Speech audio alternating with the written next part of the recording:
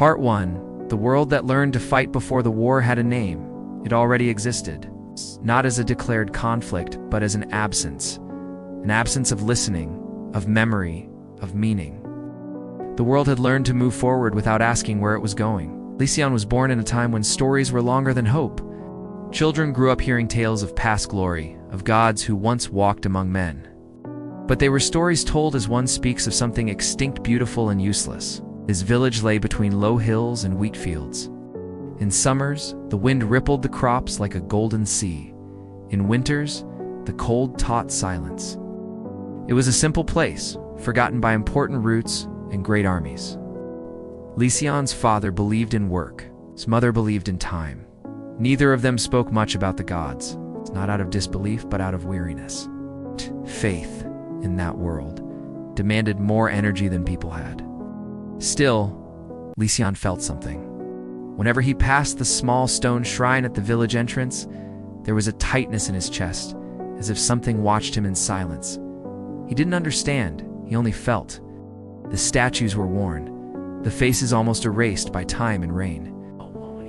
No one left offerings anymore. The flowers dried at the feet of the forgotten gods, replaced by dust.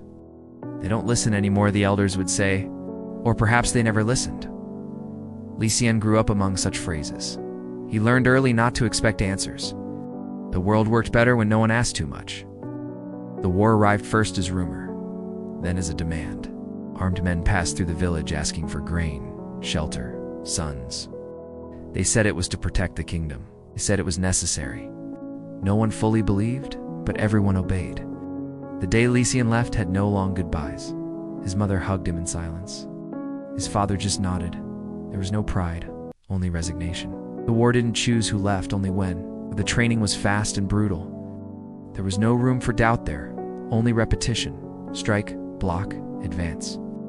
Turn the body into a tool before the mind had time to resist. Lycian learned well, not because he liked it, but because survival demanded efficiency. Every mistake cost blood. Every hesitation was corrected with pain. The temples they passed on the march were all the same. Gates closed, broken altars, symbols scraped away. The gods remained there only as abandoned architecture. They abandoned us, some soldiers said. Or perhaps they never existed, said others. Lycian said nothing. But whenever he passed a destroyed temple, he felt the same old tightness, now mixed with guilt. The first battle was not glorious. It was confused, dirty, too fast. He barely remembered the faces he felled. Only the strange sensation of crossing an invisible line with no way back. After that, something closed inside him. Not completely, but enough to keep going. Years passed like that. Marches, combats, cities taken and lost. The world seemed to spin in ever tighter circles, always returning to the same point. More ruins, more dead, fewer questions. Lycian rose in rank. Not out of ambition, but out of survival. Those who thought too much didn't last. Those who obeyed did. Still, there were different nights. On them, he'd wake with the feeling that someone had called his name. Not a shout, but something soft, insistent. At first, he ignored it, attributed it to fatigue, to the accumulated deaths, to the faces that insisted on returning in dreams. But the call persisted, and with it, disconnected images, fire that didn't consume, light that didn't warm, kneeling shadows. During a crossing through devastated lands, Lycian stopped before a larger temple. The doors had been torn off. The interior was empty, save for an altar broken in two. He entered alone. The silence there was different, not an absence of sound, but an expectation. For a moment, he swore he heard something. Not words, not music, just a deep vibration, as if the very space were about to speak. Nothing happened. But upon leaving, Lycian knew something had awakened. The war, however, did not wait for revelations. New orders came, new enemies arose. And the world continued doing what it knew how to do best: repeat its mistakes with conviction. Over time, Lycian noticed subtle changes. Skies seemed heavier, the nights longer. Animals fled before the armies arrived. And then, during a march that was too long, he heard for the first time for real, distant sound, almost imperceptible, mixed with the wind. It was not external. It came from within, song without words, sad, ancient, familiar in a way that hurt. Lycian stopped for a second. No one else seemed to notice. The war went on. But something had begun to sing. End of part 1. Subscribe to the channel and receive more videos like this. Thank you for watching. Part 2, The Burned Gods. The war did not begin suddenly. It seeped in slowly, like a low-grade fever that no one takes seriously. First came the speeches, then the symbols, and finally, the weapons. By the time Lycian realized it, he had been marching for years through fields that once grew wheat and now knew only blood. He had learned early that to survive meant to obey. Thinking too much cost time? Questioning cost lives? The sword in his hand was not a choice, but an extension of the collective fear that drove this world. Tired of empty promises. The cities they passed through all had the same face. Cracked walls, abandoned temples, children too quiet for their age. The gods were still mentioned, but only as tradition names repeated without faith. Prayers uttered without expectation of an answer. Lycian vaguely remembered when he used to believe. As a child, he would watch the statues in the shrines and feel something pulse in his chest, as if seen by something greater. Over time, that feeling was replaced by discipline, steel, and orders shouted at dawn. The army always advanced. Even when there was no territory left to conquer, it advanced. The war had become an autonomous organism, hungry for movement, unable to remain in silence without devouring itself from within. It was during one of these endless marches that Lycian began to hear. At first, he thought it was exhaustion, a distant hum, almost imperceptible, mixed with the wind tearing through tattered banners. But there was a rhythm to that sound, a cadence too ancient to be mere chance. At night, while the others slept or drank to forget, he remained awake. The song emerged in those moments, faint as a whisper forgotten between the ages. It brought no clear words, only a profound sadness that seemed to recognize his existence. He tried to ignore it. Ignoring had always been his greatest skill, but the sound returned night after night, clearer, closer. It didn't come from outside. It came from within, like a memory he had never truly lived. During a battle on the plains of Aderon, something changed.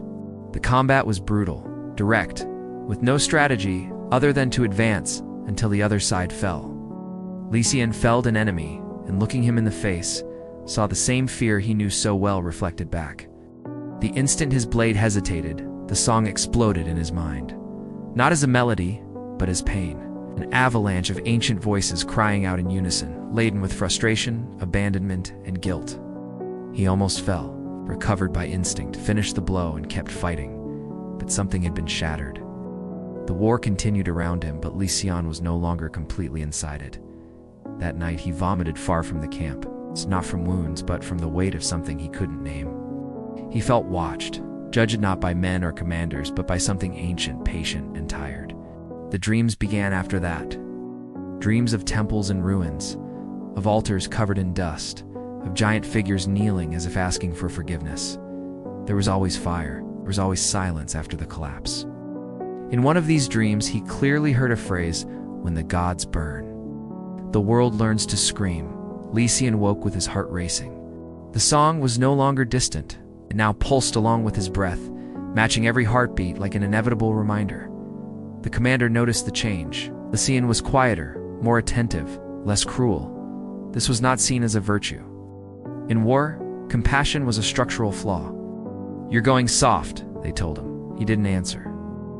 For the first time, he felt no need to prove anything.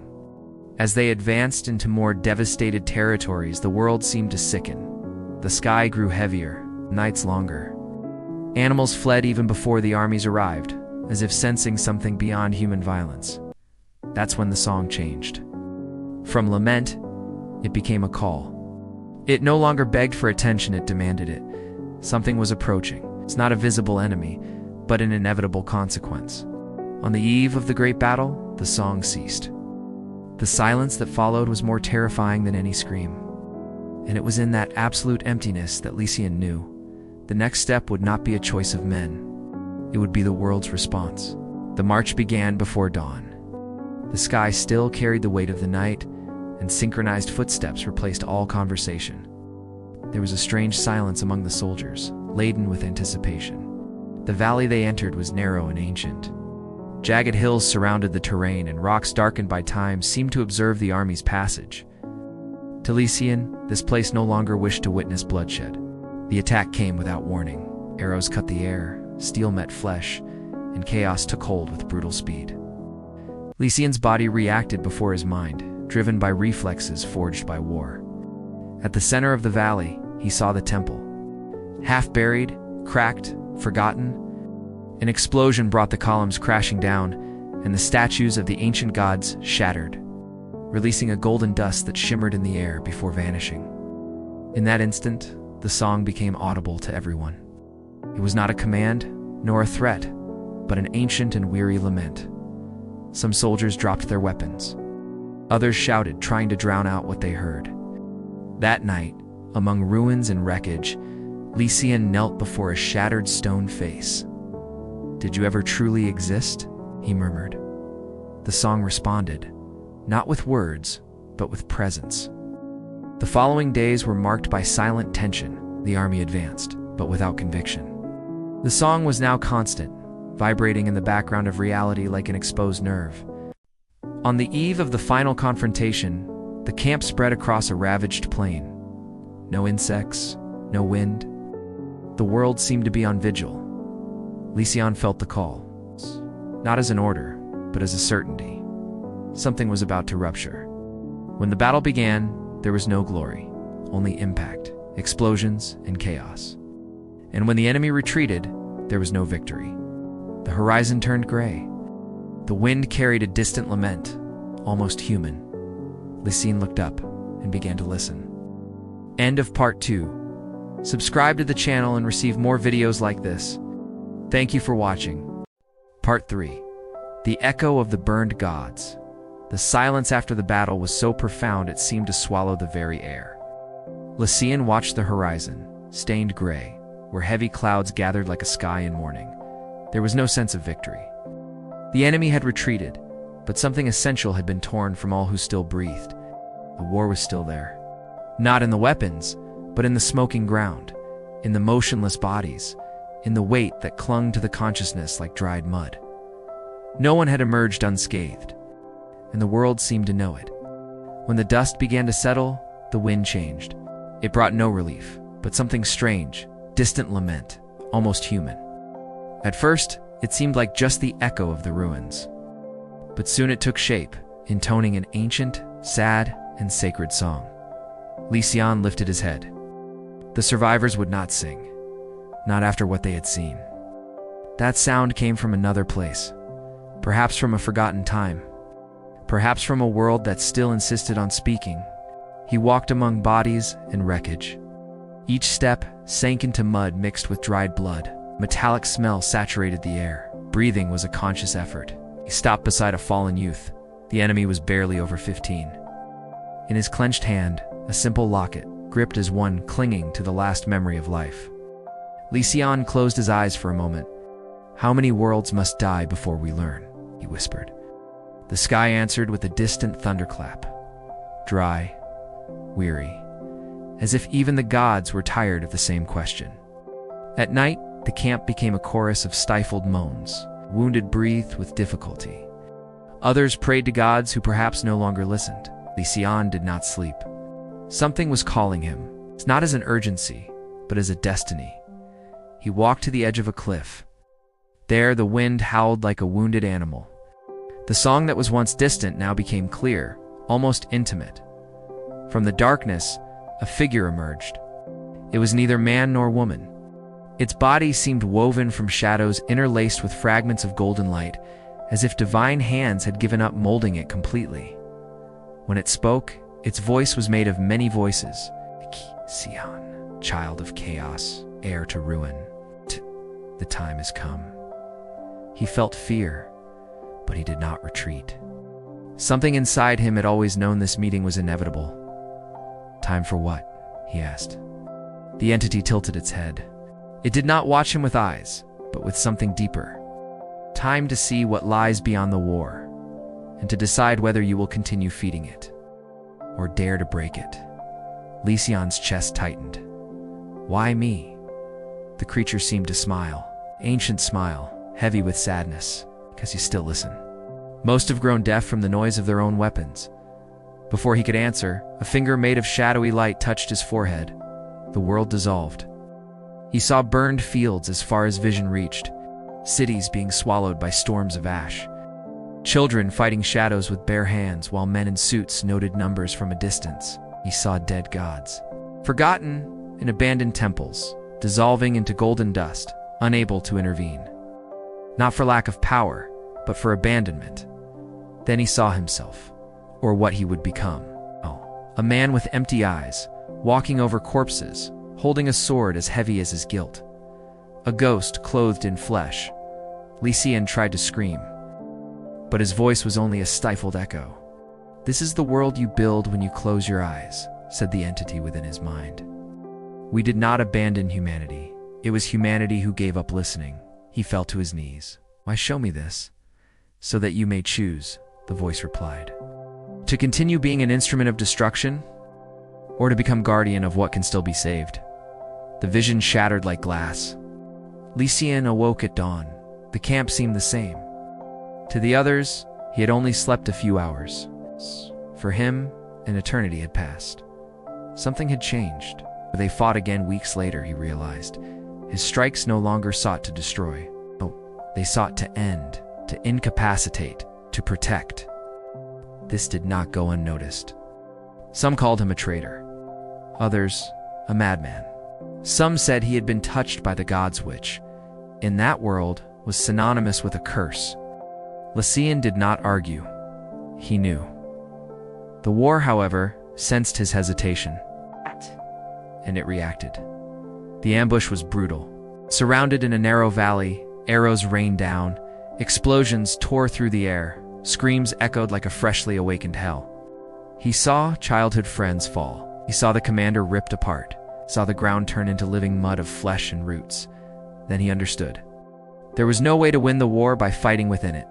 It had to be broken from the inside. Lycian raised his bloodied sword and shouted, "Enough!" The world seemed to hold its breath. The entity appeared amidst the explosions. Light and shadow expanded like an eclipse. Soldiers, friends, and enemies alike froze in place. "He who listens summons the end," said the voice of all voices. The ground trembled. Weapons began to dissolve in the hands of men. Not into fire, but into light. Trenches collapsed not from destruction, but from refusal. The war hesitated. Lycian fell to his knees. "Is it over?" he asked. The entity hesitated. "Wars never truly end. But today, you broke the ritual. You said no." A warm light pierced his chest. Wounds closed, others invisible began to heal. "The rest," said the entity, "will fall to those who survive." And it vanished, without weapons, without flags, without purpose beyond breathing. The soldiers left the valley in silence. Some wept, others knelt. Some looked at Lycian as if he were a prophet. He did not want to be any of that. He wanted only peace. The sun broke through the gray clouds. It illuminated the ravaged field like a cruel and necessary reminder. Even among ruins, light insists. Lycian took a deep breath. The weight of the world was on his shoulders. And yet he chose to bear it, because now he knew. Even in a world that has forgotten the gods, there will always be someone willing to listen to what can still be saved. On that day, that someone was him. The end. Subscribe to the channel and receive more videos like this. Thank you for watching.